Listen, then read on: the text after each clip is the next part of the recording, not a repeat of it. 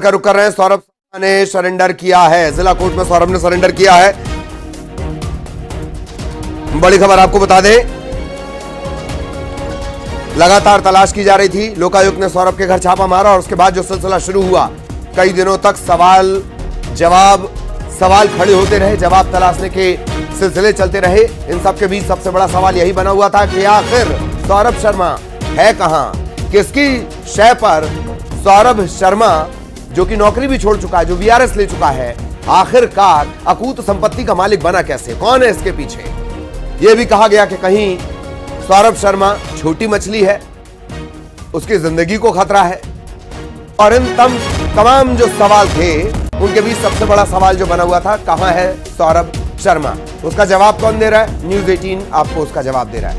सौरभ शर्मा ने जिला कोर्ट में, जिला अदालत में सरेंडर कर दिया।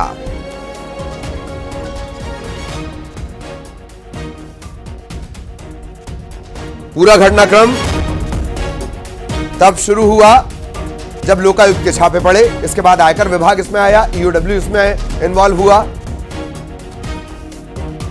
सौरभ शर्मा के मामले में ही माना यह जाता है कि दोनों मामले कनेक्टेड हैं।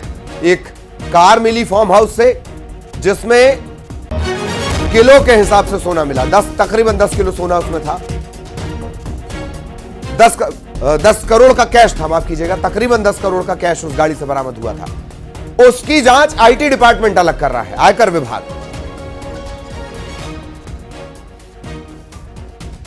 सहयोगी शिवकांत हमारे साथ जुड़े हुए हैं, सीधा आपको लिए चलेंगे। शिवकांत, अब तक क्या कुछ अपडेट आपके पास?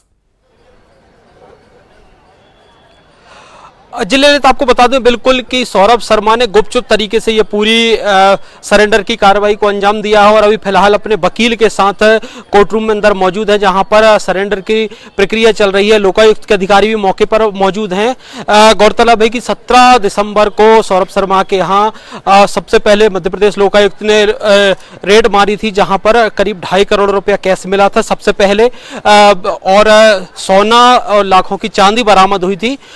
कई प्रॉपर्टी के दस्तावेज भी सौरभ शर्मा के यहाँ से मिले थे। जब से ही सौरभ शर्मा लगातार फरार चल रहे थे, इससे पहले भी उन्होंने एक बार कोर्ट में अग्रिम जमानत याचिका लगाई थी, लेकिन कोर्ट ने जिस तरीके से जो उनका अपराध था उसको माना था, उसके आधार पर अग्रिम जमानत याचिका को खारिज कर दिया था। और तब से ही कयास लगाए जा रहे थे, 2 बार इससे पहले भी कयास लगाए गए थे कि सौरभ शर्मा कभी भी सरेंडर कर सकते हैं। और उन्होंने कुछ कथित तौर पर कुछ ऐसा पत्र भी वायरल हुए थे कि मेरी जान को खतरा है। विपक्षी दल के द्वारा भी आरोप लगाए गए थे कि सौरभ शर्मा को सिक्योरिटी दी जाए क्योंकि उसकी जान को खतरा है। कई बड़े बड़े लोगों के नाम उसमें शामिल हो सकते हैं। इतनी प्रॉपर्टी एक छोटे से आरक्षक के पास नहीं मिल सकती। कुछ सफेद पोस्ट लोग इसके पीछे शामिल हो सकते हैं, इसके लिए उसको सुरक्षा दी जाए। और लगातार उसका भी एक पत्र वायरल हुआ था जिसमें उसने कहा कि मुझे पुलिस सिक्योरिटी दी जाए, मेरी जान को खतरा है, क्योंकि मेरे कुछ भी कहने से, कोई भी एक भी सवाल का जवाब देने से कई लोगों का जो है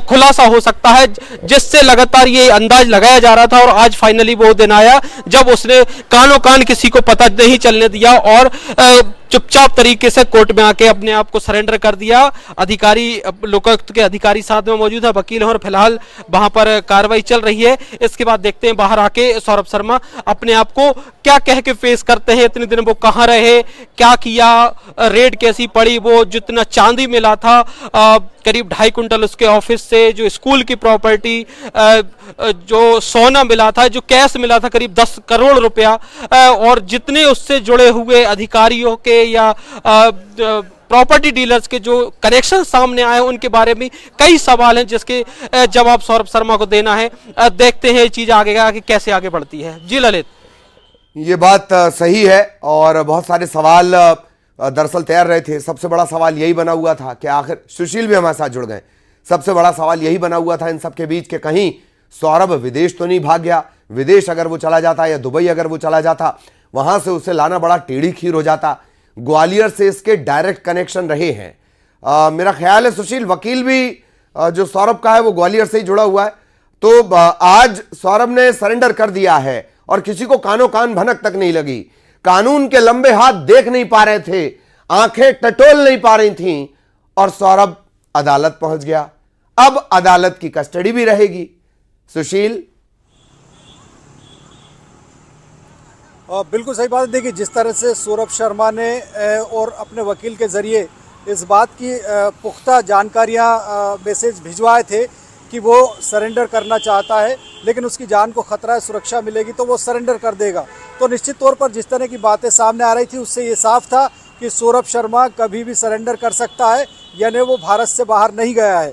लेकिन सबसे बड़ी बात यही है कि अब जब वो कोर्ट में पहुंच गया, सरेंडर कर दिया, सारी प्रक्रिया शुरू हो गई, उसके बावजूद भी अगर पुलिस इसके पहले या लोकायुक्त या जो इंटेलिजेंस एजेंसियां वो सौरभ को नहीं पकड़ पाई, तो निश्चित तौर पर एक कहीं ना कहीं ये नाकामी भी कह सकते हैं इंटेलिजेंस एजेंसियों के लिए। इतनी छापामार कार्रवाई की, इतने लोगों से पूछताछ की, केस दर्ज हुआ, सब ये हुआ, जो उसके बाद लोकायुक्त भी वो सब है पकड़ नहीं। सुशील, मैं थोड़ा यहां से एक एड ऑन में आपसे चाहूंगा।